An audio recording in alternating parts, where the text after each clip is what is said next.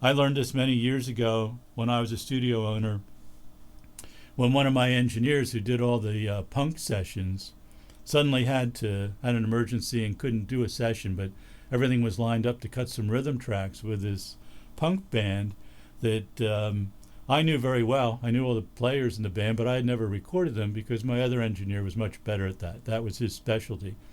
And I said to him, I don't think I can do that. I can't get those same sounds that you get. And he said, well, I'm going to write down all the mics that I use and the mic placement and the EQ and the processing I use cutting the tracks. And if you just set it up that way, that'll get it close enough for me to take it from there. So I sort of reluctantly said, okay, I'll give it a try. And I did. I followed his notes. I walked around the studio with a sheaf of papers in my hand looking at where the mics were going to go and which mics to use and putting them right where they would go. And I kept thinking, this is odd. This isn't the way I would do it, but this is the way. And he gets great sounds. I love the way his project sounded. So I did it his way. I did all the same EQ, all the same processing, so on for the rhythm tracks. And when we started running the track down, it sounded great. It sounded just like what he did. And he was pleased with it. The band was pleased with it. I was pleased with it. And I had learned something new. But there's also something else new that I learned in that process. And that was that as much as I liked that sound, if I took myself out of the picture for a second and said, is this me? Is this what I would do? Is this the way I would record this session? And I'd say, no, it's not at all. It's nothing like I would do.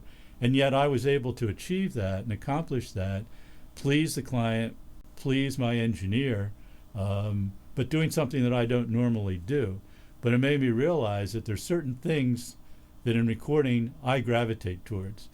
And I think that that's true as well in my equipment design, that there's a certain sound I have in mind that's right for me, that what I want to hear. And that's what I always go for in the design of the equipment. So even though you may not like what I do or you would do something completely different, we can all learn from each other.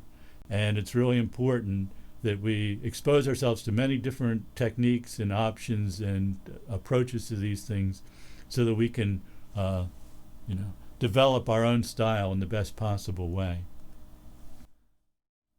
Let's talk for a minute about the setup that we have here today so you'll know exactly how we're doing this. The original tracks are on Pro Tools. What I did was I took mixes of the 4 tunes that we're going to use today and I bounced them down to a 2-track mix without any processing on the mix bus. So I have all 4 of them ready to go. And then as an insert on the master fader on that Pro Tools session, I have the VT7 compressor, and then from that into the VT5 equalizer, and then back into Pro Tools. And that's the way you would normally do it, or at least the way I do it when doing a project like this.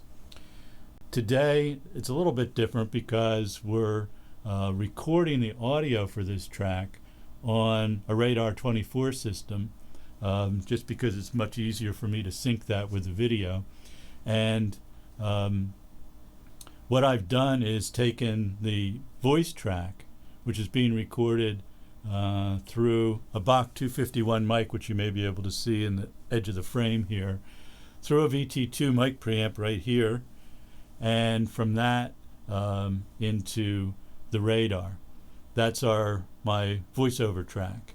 The audio track from the mix after the processing is going to 2 other tracks on the Radar.